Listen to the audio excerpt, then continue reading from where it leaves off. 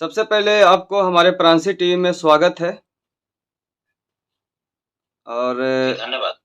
और हमारे साथ लाइव जुड़ चुके हैं संतोष रेणु यादव, जो लगातार वीडियो में वायरल हो रहे हैं तमिलनाडु के मुद्दे पर। हमारे साथ बने हुए हैं। आप सभी लोग हमारे चैनल को लाइक सब्सक्राइब कर लीजिए, फॉलो कर लीजिए। और सबसे पहले मेरा सवाल है आपसे, ये है कि आपने लाइव आकर बोला था कि 3 दिन में मैं तमिलनाडु पहुंचूंगा, और कल तीसरा दिन है आपका। तो क्या संतोष रेणु यादव तमिलनाडु पहुंच रहे हैं? यही लोग जानना चाहते हाँ, हैं। कल हम जी, जी। सबसे पहले आपके चैनल पे जितने भी लोग मुझे देख पा रहे हैं या मुझे देखेंगे, उनको मेरी तरफ से प्रणाम, आदाब, सत श्री अकाल। अ अ, मैंने कहा था कि 7 तारीख को मैं तमिलनाडु में पहुँचूँगा और मैं अपने शेड्यूल के अनुसार मैंने जो वादे अपने सभी उत्तर भारतीय भाइयों के साथ, अपने साथियों के साथ किया था, उसके मुताबिक मैं 7 तारीख को सुबह 8:55 पर कोयम्बतूर हवाई अड्डे पे पहुंच रहे हैं। और उसके बाद फिर वहां त्रिपुर जाएंगे। त्रिपुर जाकर के तमाम जो मेरे भाई हैं, जिनका फोन कॉल्स आया था और जिनका अभी भी आ भी रहा है फोन कॉल्स, तो उन सभी भाइयों से मुलाकात करेंगे और वहां की वास्तु स्थिति का समीक्षा करेंगे। जी। तो संतोष रेणु यादव जी, ये बताइए कि बिहार में और भी बहुत सारे बड़े बड़े नेता हैं, और वो अभी तक तो पहुंचे नहीं हैं तमिलनाडु। और आप अभी तो गरीब के मसीहा कहे जा रहे हैं। लगातार वीडियो आपका वायरल हो रहा है सोशल मीडिया पर, और हर टीवी चैनल पे आप छाए हुए हैं अभी। तो क्या लगता है कि संतोष रेणु यादव पहुंच रहे हैं सबसे पहले, और भी बड़े बड़े नेता हैं, वो क्यों नहीं जा रहे हैं? नहीं, देखिए सर, अब कौन नेता पहुंच रहे हैं या नहीं पहुंच रहे हैं सर, ये हमारे लिए नहीं रखता, क्योंकि हम कोई नेता नहीं है, बल्कि हम अपनी उन बचपन के दिनों को याद करते हैं, अपनी गरीबी को याद करते हैं। और हम्म। आज भी हमें वो दिन याद है, जब मैं बचपन में चना बेचा करता था। हम्म। और आज मैं अगर यहाँ तक पहुंचा हूँ, तो कहीं न कहीं हमारे जो देख पा रहे हैं, मुझे जो सुन रहे हैं, इन्हीं भाइयों का देन है, इन्हीं साथियों का देन है, जो मुझे प्यार आशीर्वाद दे करके यहाँ तक पहुँचाए। तो ज़ाहिर-सी बात है कि इनका जो कर्ज है मेरे जीवन पे, तो मैं उन्हीं कर्ज तले में आजीवन दबा हुआ रहूँगा। और इनका जो स्नेह है, प्यार है, जो इनका डेडिकेशन है मेरे प्रति, हम्म। मैं वही प्यार और लगाव की वजह से वहाँ जा रहा हूँ। और बाकी मसीहा कहलाना या क्या कहलाना, ये सब हम्म। तमाम जो मेरे भाई हैं, मेरे सब भगवान रूपी श्रोता समाज है, जनता है, ये उनका प्यार है। वो मसीहा कहें या कुछ भी कहें, लेकिन हम बस उनके छोटे भाई के रूप में हैं, उनके बेटा के रूप में हैं, उनके सेवक के रूप में हैं। और बस भी इतना बहुत ही सारे हमारा। लोग हैं और नेता हैं, बहुत सारे हैं। राजनीतिक बात भी उठ रही है लगातार, और एक वीडियो वायरल हो रहा है कि वो वीडियो फर्जी है, फेक वीडियो है, जो सही वीडियो नहीं है। आपको क्या लगता है इस बारे में? क्या वीडियो फेक है? देखिए, वीडियो कुछ तो फेक भी है, और कुछ जो है वहाँ पे, जैसा कि जो भाई हमको कॉल कर रहे हैं, तमाम लोगों का कॉल रिकॉर्डिंग मेरे पास है। हम्म। तो कुछ तो सच्चाई भी है इसमें। हाँ, कुछ बीजेपी के द्वारा कुछ अफ़वाह उड़ाई गई है। हम्म। और हमारे गरीब भाइयों को ये बेवजह परेशान करने का प्रयत्न किया गया है। लेकिन फाइनली हम जब तक वहाँ पहुँचते नहीं हैं, तब तक इन बातों को हम क्लियर कट नहीं कर पाएँगे, क्योंकि इसीलिए हम वहाँ पे जा रहे हैं। तो आपके कहने का चाहे हम मतलब है कि वहाँ पे आपका कहने का मतलब है कि जो वीडियो वायरल हुआ है, जो फेक जो बताया जा रहा है, वो बीजेपी की तरफ से? हाँ, क्योंकि देश में बीजेपी की सरकार है, तो ज़ाहिर-सी बात है कि खुफिया विभाग को, जो इंटेलिजेंस जो ब्यूरो है, उसको कहीं न कहीं अपना काम करना चाहिए था।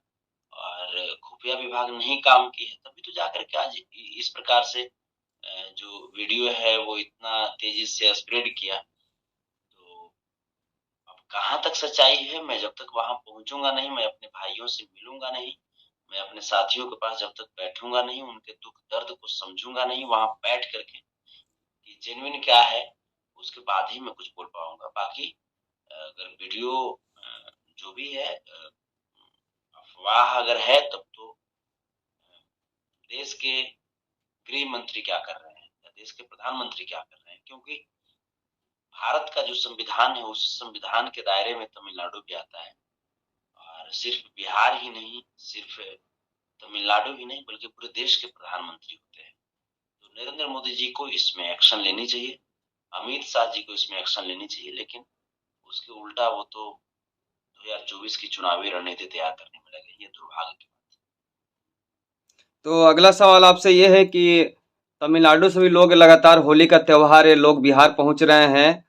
घर जो छोड़कर बाहर में काम करते हैं, तमिलनाडु में काम करते हैं, वो बिहार लौट रहे हैं, उनका गाड़ियाँ नहीं मिल रही, ट्रेनें कैंसिल हैं। तो होली का टाइम है कल और आप बिहार छोड़कर तमिलनाडु जा रहे हैं। आपके परिवार वाले क्या मना नहीं किए हैं कि हाँ होली का टाइम है मत जाओ? है। नहीं नहीं सर, देखिए ऐसा नहीं है। हमारे भी परिवार, सबके परिवार की इच्छा होती है कि पर्व त्योहार में घर में ही रहें लोग, परिवार के साथ रहें। लेकिन हमारे भी परिवार, हमारी पत्नी या हमारे बच्चे या हमारे पूरे परिवार वाले भी इस बात को समझ रहे हैं, क्योंकि सर हमारा बचपन सर बहुत गरीबी में बीता है। तो उस गरीबी का जो दर्द है, उसकी जो पीड़ा होती है, वो हम सब भली भांति समझ रहे हैं और मेरे परिवार के लोग भी समझ रहे हैं। हमने अपने घर में भी सलाह लिया और मुझे गर्व है अपने परिवार पे कि हमारे परिवार के लोग भी हमें सपोर्ट किया और हमारे हर कदम उनका सपोर्ट रहता है। तो जैसे, और रही बात सर की होली या दिवाली या दशहरा, तो जब हमारे अपने कष्ट में हो तब सर फिर घर में फिर होली हम कैसे मना सकते हैं सर? वहां जब हमारे भाइयों की खून की नदियां बहाई गई, हमारे भाई वहां पे रो रहे हैं, हमारे परिवार वहां पे कष्ट में है, पीड़ा में है, तो फिर सर हम फिर कैसे होली मना लें सर? अच्छा चलिए बात मेरा यही है। ये बताइए कि आप कल तमिलनाडु आप पहुंच रहे हैं। कल रात में सर हमारी फ्लाइट है। कल रात में 8:20 से हम पटना एयरपोर्ट से निकलेंगे। उसके बाद फिर वाया दिल्ली होते हुए हम कोयम्बतूर पहुंचेंगे तो सर। चलिए हमारे चैनल पर आप देख रहे हैं सबसे बड़ा ब्रेकिंग न्यूज कि संतोष रेणु यादव सबसे पहले तमिलनाडु पहुंचेंगे और ये वादा कर रहे हैं अभी हमारे चैनल में। और कल ही वो फ्लाइट से तमिलनाडु के लिए निकलेंगे, ये कहना है संतोष रेणु यादव जी का। और अगला सवाल हम आपसे करते हैं कि अगर आप तमिलनाडु पहुंचते हैं, अगर आपको वहां अरेस्ट कर लिया जाता है तो फिर आप क्या करेंगे? सर कोई इसमें हमारा सर जीवन संघर्षों से भरा पड़ा रहा है सर। हम्म। समाज सेवा करने के दौरान मेरे ऊपर बहुत सारे केस भी किए गए सर, आज भी केस मेरे ऊपर बहुत सारा है।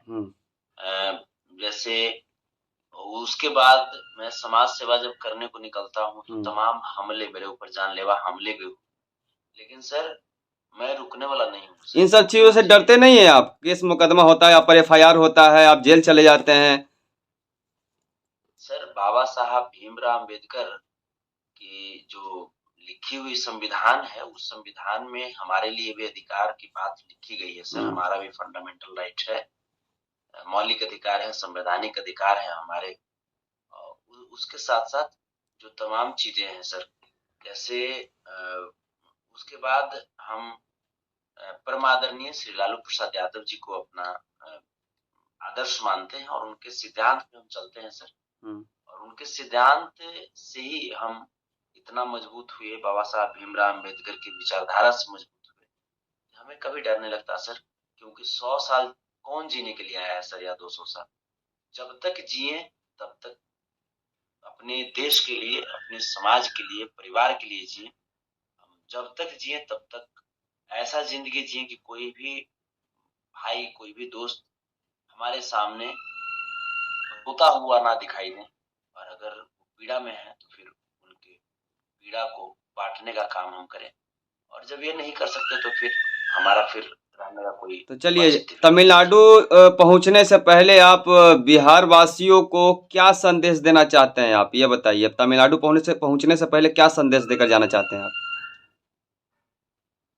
यही कि तमाम जो जैसे उत्तर भारत के जो लोग वहाँ पे हैं, जो कि इस तरह के माहौल में भी वहाँ पे रुके हुए हैं, तो उनके परिवार चाहे वो बिहार में हो या उत्तर प्रदेश में हो या झारखंड में हो या मध्य प्रदेश, कहीं भी हिंदी जो शासित जो प्रदेश है, हिंदी भाषी प्रदेश है, तो उनके जो परिवार हैं वो बड़े चिंतित हैं। और लाजमी सी बात है, किसी किसी का भी अगर परिवार इस तरह के संकट में अगर रहेगा और इस तरह के माहौल को लोग देखेंगे तो जाहिर सी बात है लोग चिंतित होंगे। तो उनको मैं बिल्कुल आश्वस्त कर देना चाह रहा हूँ कि अभी संतोष रेणु यादव जिंदा है, आपका भाई, आपका बेटा अभी है।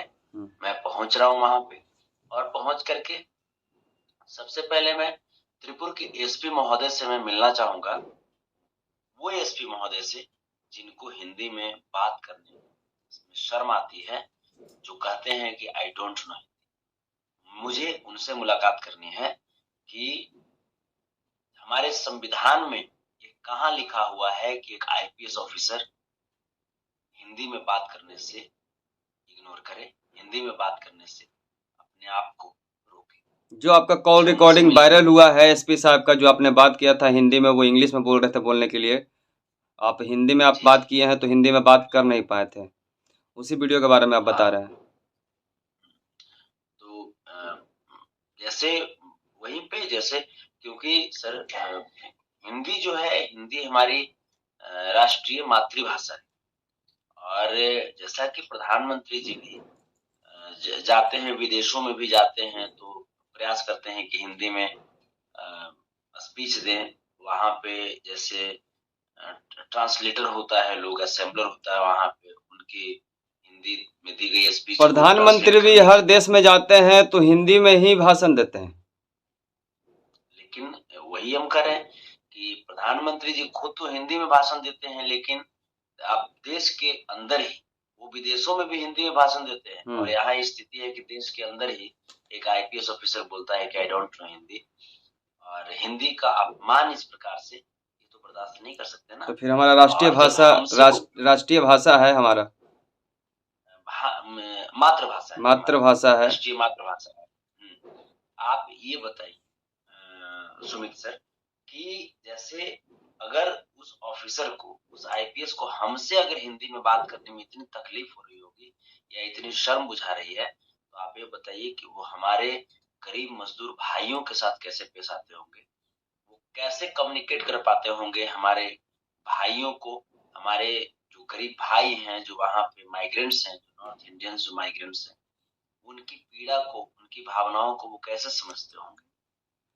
तो ये तो बहुत बहुत बड़ी बात तो है। जो वीडियो वायरल हो रहा है लगातार, जिस तरह का वीडियो हो, रोड पर दौड़ा कर जो रोड पर काटा जा रहा है, किसी का हाथ काट दिया, किसी का पैर काट दिया, बहुत सारे लोग मारे गए, जो इस तरह का वीडियो जो सोशल मीडिया पे चल रहा है, तो इस तरह का वीडियो आपने देखा है? हाँ, इस वीडियो मेरे पास भी बहुत सारा है। तो फिर आपको डर नहीं है? फिर आपको डर नहीं है कि फिर भी आप देखने के बाद भी तमिलनाडु पहुंच रहे हैं? पहुंचेंगे सर, क्योंकि हमारा परिवार है ना सर वहां पे सब, वो हमारे परिवार है सर। हम कोई लीडर नहीं है सर, हम कोई नेता नहीं है। और दूसरी चीज सर, सबसे बड़ी बात कि मैं पहुंच रहा हूँ, अकेले पहुंच रहा हूँ सर। अच्छा, अकेले इसलिए पहुंच रहा हूँ, हम भी चाहते तो 5 लोग, 10 लोग, 20 लोग के साथ हम भी पहुंच सकते थे, लेकिन हम नहीं चाहते सर। सबकी अपनी अपनी सर एक है कि अपनी स्वतंत्रता है, और होली का सर पावन त्योहार है, तो सबको अपने अपने घरों में रहने की जरूरत है। इसलिए हम किन्हीं को, हम अपने अपने तरफ से किन्हीं को मैं नहीं लिया हूँ सर, मैं सिंगल जा रहा हूँ वहाँ, सिंगल जा रहा हूँ। होली में लोग वहां से घर पहुंच रहे हैं, आप यहाँ से जा रहे हैं तमिलनाडु? सर हमारे परिवार की बात मैं पुनः मैं बोल रहा हूँ सर, वही बात तो मैं कह रहा हूँ कि वो हमारे लिए, जैसे हमारे घर के परिवार हमारे लिए परिवार है, वैसे ही जितने भी लोग जो तमिलनाडु में हैं और अभी डर के माहौल में हैं, या जहां कहीं भी है देश के हिस्से में, तो देश में या विदेशों में भी अगर है, मान लीजिए दुबई है, ऑस्ट्रेलिया है, अमेरिका है लोग, और वो अगर डर के साए में रह रहे हैं, वो भी तो हमारे परिवार ही है ना। तो तो आपको सर लगता है कि मतलब कि ये घटना सही में वहां पर हुआ है? सर कुछ तो बातें जरूर हैं। हाँ, अफवाह भी है, अफवाह भी है, लेकिन कुछ तो बातें हैं सर। अब हम जो देख रहे थे जिस प्रकार से हो हंगामा बिहार विधानसभा में भाजपा के नेताओं के द्वारा देख रहे थे, तो अगर उन चीज को देखें तब तो खैर बहुत बड़ी बात हो गई। अगर भाजपा के नेताओं का अगर स्टेटमेंट, बिहार के भाजपा के नेताओं का स्टेटमेंट अगर आप देखें या उग्र प्रदर्शन देखें विधानसभा में, तब तो खैर बहुत बड़ी बात हुई हो। ठीक उसी प्रकार से अगर हम बिहार के मुख्यमंत्री श्री नीतीश कुमार जी या डिप्टी सीएम श्री तेजस्वी प्रसाद यादव जी के अगर स्टेटमेंट को देखें, तब इसमें अफवाह है। लेकिन इन्हीं चीजों को क्लियर करने के लिए हम तमिलनाडु जा रहे हैं कि वहां पे जाएंगे, अपने भाइयों के पास बैठेंगे, क्योंकि बहुत सारी बातें होती है ना कि जब आप अन्य प्रदेश में आप रहते हैं, रोजी रोटी के लिए आप वहां पे गए हैं पूरे परिवार को छोड़ करके, सबसे पहले ये किसी का शौक होता तो नहीं सर कि तमिलनाडु में आप सबसे भारत पहले आप वापस किससे जाए। मिलिएगा पहुंचिएगा तो? सबसे पहले हमारी बहुत सारी बातें हुई है, जो वहां पे हमारे भाई हैं, जो जितने भी जो नॉर्थ इंडियंस जो भाई हैं, उनमें से बहुत सारे लोगों से बात हुई है और तमाम लोग बोले कि भैया हम एयरपोर्ट पे आएंगे और एयरपोर्ट पे आपको भी हम रिसीव करेंगे। तो कोयम्बतूर जैसे ही हम पहुंचेंगे तो तमाम लोग रहेंगे वहां पे। और सिंगल जाने का मेरा मुख्य उद्देश्य और भी है कि मैं ये दिखाना चाहता हूँ कि एक व्यक्ति भी अगर सच्चे हृदय से अगर समाज के लिए सोचे तो एक व्यक्ति भी चाहे तो बहुत कुछ कर सकता है। इसके लिए समूह की जरूरत नहीं है और समूह का इंतजार नहीं करना चाहिए। जो जहां है वहीं से खड़े हो जाइए। हम अपने भाइयों के लिए, अपने परिवार के लिए बहुत कुछ कर सकते हैं अगर हम चाह जाए तो। इसीलिए ये भी मेरा एक उद्देश्य है अकेले जाने का। तो चलिए, होली और शब बारात दोनों एक ही दिन पड़ रहा है, तो इस त्योहार के बारे में लोगों को क्या कहना चाहते हैं आप? जो भी चाहे हिंदू भाई हो या मुस्लिम भाई हो या सिख ईसाई जो भी भाई हो, सबसे पहले कि जो अभी जो पिछले कुछ महीनों से जो एक पता नहीं कहाँ से शब्द आया, उस पाखंडी लोग बोल दिए कि भारत को ये बनाना चाहिए हिंदू राष्ट्र, ये करना चाहिए वो करना चाहिए तमाम चीजें। और एक और पाखंडी ही बोलेंगे, उत्तर प्रदेश के मुख्यमंत्री जी हैं योगी आदित्यनाथ जी, तो वो भी बड़ा वकालत कर रहे थे भारत को हिंदू राष्ट्र करने का, ये करने का तमाम चीज। लेकिन भारत एक धर्मनिरपेक्ष राष्ट्र है। यूनिटी इन डाइवर्सिटी ये हमारी आइडेंटिफिकेशन है। एकता में अनेकता में एकता ये हमारी पहचान है। और हम अपनी पहचान, अपनी विशेषता को कायम रखेंगे। और जो जहां है बिल्कुल सच्चे हृदय से अपने अपने धर्म की रक्षा कीजिए, अपने अपने धर्म को सेलिब्रेट कीजिए, अपने अपने धार्मिक पर्वों को, त्योहारों को सेलिब्रेट कीजिए। हमारे तरफ से बहुत बहुत शुभकामनाएं, बहुत बहुत मुबारकबाद सभी लोगों को। आप अगर अपने अपने दायरे के अंदर रह करके अगर देश के बारे में सोचेंगे और अपने बारे में भी सोचेंगे, तो जाहिर सी बात है कि देश बहुत आगे बढ़ेगा। दायरा क्रॉस नहीं करना है, सबको फ्रीडम है। हमारे बाबा साहब भीमराव अम्बेडकर के संविधान जो लिखा गया उसमें सबको फ्रीडम दी गई है और सबको दायरा भी दिया गया है। तो अपने दायरे में रह करके आप अपने अधिकारों का खूब उपयोग कीजिए। देखिएगा बहुत जल्द हमारा देश सोने की चिड़िया की तरफ अग्रसर हो जाएगा, बशर्ते कि जो देश के जो अपने आप को चौकीदार कहते हैं हमारे 56 इंच वाले नरेंद्र मोदी जी, बशर्ते कि उनका मोटो सही रहता तो अब तक हमारा देश विश्व शक्ति बन चुका होता। लेकिन इस बार आपके कहने का मतलब क्या है कि तमिलनाडु के इस मैटर में पॉलिटिक्स इन्वॉल्व है? बिल्कुल बिल्कुल भाजपा तो बिल्कुल पॉलिटिकल रोटी सेक रही है। आप ये देखिए कि उत्तर भारतीयों से वोट लेने की जब बात आती है तब नरेंद्र मोदी जी को बनारस याद आ जाता हम्म। है। लेकिन जब उत्तर भारतीयों को अभी संभालने की जरूरत है, उत्तर भारतीय अभी बिल्कुल भय के माहौल में है तमिलनाडु में। और तमिलनाडु ही नहीं बल्कि देश के अन्य हिस्सों में, क्योंकि मैटर जब एक जगह क्रिएट होती है सर, एक जगह जब अफवाह उड़ती है तो तमाम लोग जो अपने घर परिवार से बाहर रह रहे हैं तमाम लोग भयभीत हो जाते हैं।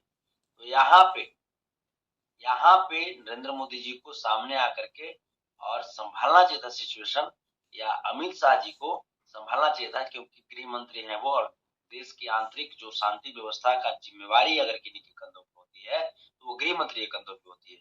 लेकिन वो अपने जो कर्तव्य जो है, उनका जो फर्ज है, उस फर्ज को नहीं निभा पाए। तो कोई बात नहीं, हम लोग भी जब 2024 का चुनाव आ रहा है, और तमाम जो मेरे भाई हैं जो भी भय और आतंक के साये में हैं, क्योंकि सर आज पलायन करने को लोग मजबूर क्यों? एक बहुत बड़ी प्रश्न है सर। पलायन करने को लोग मजबूर क्यों? जाहिर सी बात है सर, किसी को इच्छा होता है सर कि अपने घर और अपने परिवार को छोड़ करके हम कमाने के लिए निकले प्रदेशों? किसी की इच्छा नहीं होती है सर।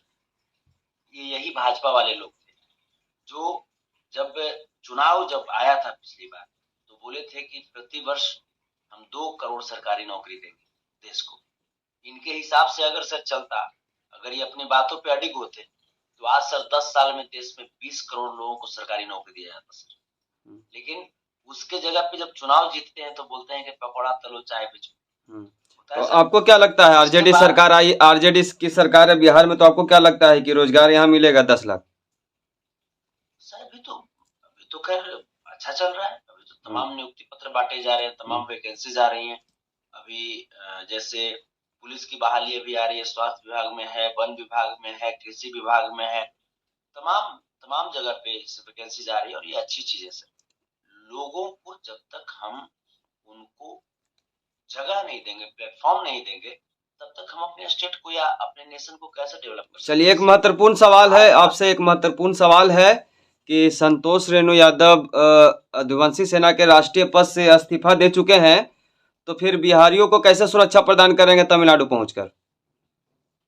सर हम यदुवंशी सेना तो पिछले 6 महीना पहले हम आदरणीय श्री तेज प्रताप यादव जी के द्वारा यदुवंशी सेना का राष्ट्रीय अध्यक्ष हमें बनाया गया 6 महीना पहले। लेकिन हम तो समाज सेवा सर करीब करीब 2014 से करते आ रहे हैं सर। समाज सेवा जो जो होता है, एक्टिव होकर के समाज सेवा करना, हम 2014 से करते आ रहे हैं सर। लॉकडाउन में भी जैसे जहां तक हमसे बन सकता था सर, उससे भी ज्यादा किया सर, कर्ज भी लेकर के किया सर। लेकिन ये कहिए कि अब खास करके अब धीरे धीरे लोग जानने लगे। लॉकडाउन में भी लोग जाने थे, लेकिन अब धीरे धीरे लोग जानने लगे, हमारे समाज सेवा को लोग प्यार भी करने लगे और लोग सराहने भी लगे। तमाम लोग हैं जो कि आशीर्वाद भी देते हैं, सलाह भी देते हैं। तो हम सर जीवन में सर कहीं भी रहेंगे सर, तो समाज सेवा करते रहेंगे सर। चाहे कहीं भी रहे, कुछ भी बन जाए, चाहे एक फकीर भी बन जाएंगे, फिर भी समाज सेवा करते रहेंगे। जितना रहेगा उतना ही में करेंगे सर, लेकिन करते रहेंगे सर। तो हमारे साथ लाइव जुड़े रहने के लिए आपको बहुत बहुत धन्यवाद। जी बहुत बहुत धन्यवाद सर आपका। तो हमारे साथ समाज सेवी कहे जाने वाले और भोजपुरी के सुपरस्टार गायक और लगातार जो है समाज सेवा करते आ रहे हैं संतोष रेणु यादव, और कल तमिलनाडु पहुंच रहे हैं। वहां के एसपी साहब से मिलेंगे और तमाम जो लोग हैं इनके वहाँ जो जो समाज सेवा कर रहे हैं इनके क्षेत्र में, उनसे मिलेंगे, अपने मित्र से मिलेंगे और वहाँ के लोगों से मिलेंगे और जानने का कोशिश करेंगे कि तमिलनाडु में क्या माहौल है, किस तरह का माहौल है। जो लोग परेशानी में हैं उनको मदद भी करेंगे संतोष रेणु यादव, ये इनका कहना है। तो सबसे पहले हम आपको ये बताना चाहते हैं कि हमारे वीडियो को आप सबसे पहले लाइक कर लीजिए, सब्सक्राइब कर लीजिए और फॉलो कर लीजिए हमारे फेसबुक पेज को। और संतोष रेणु यादव, आप क्या कहना चाहेंगे, आखिरी में संदेश क्या देना चाहेंगे? बस होली का त्योहार है, और होली को अच्छे तरीके से सब लोग सेलिब्रेट कीजिए। होली खास करके तमाम ईर्ष्या, वैर की भावना को भूल करके बिल्कुल गले मिलने का त्योहार है। हम लोग आपसी रंजिश को भूल करके एक नए प्रेम का जो परिभाषा है उसको लिखें। प्रेम की जो एक पथ है उस पे हम लोग अग्रसर हों।